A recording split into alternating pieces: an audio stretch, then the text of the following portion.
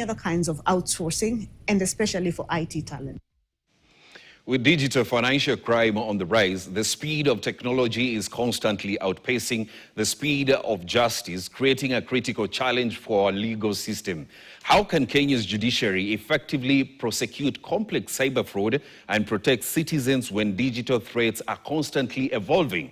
The outcome affects every citizen whose money or identity is targeted online. Our reporter Kelley Boss spoke with Dr. Nkechi Amobi, who is in Kenya for a targeted training program for Kenyan magistrates on how to tackle cybercrime cases and the uses of AI in the judiciary. We note that our magistrates are the first line for adjudication of cybercrime.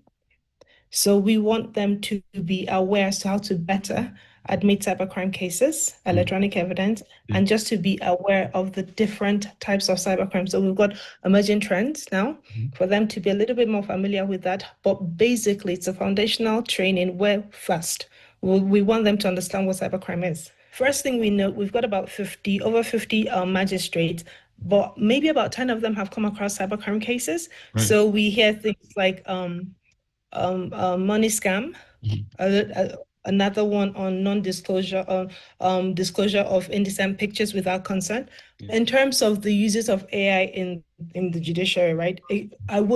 This is a personal opinion, I would say that has a supportive role.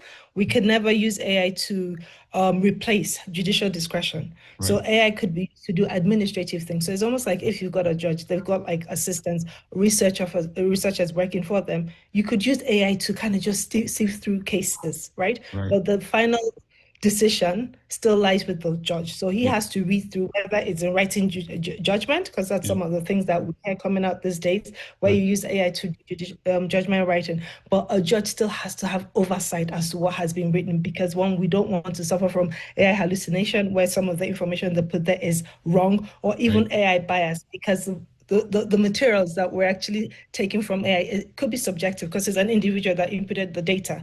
Right. So you could use just to cut down the work, case management, but the final decision still lies with the judge. Kilifi County is said to benefit from a renewed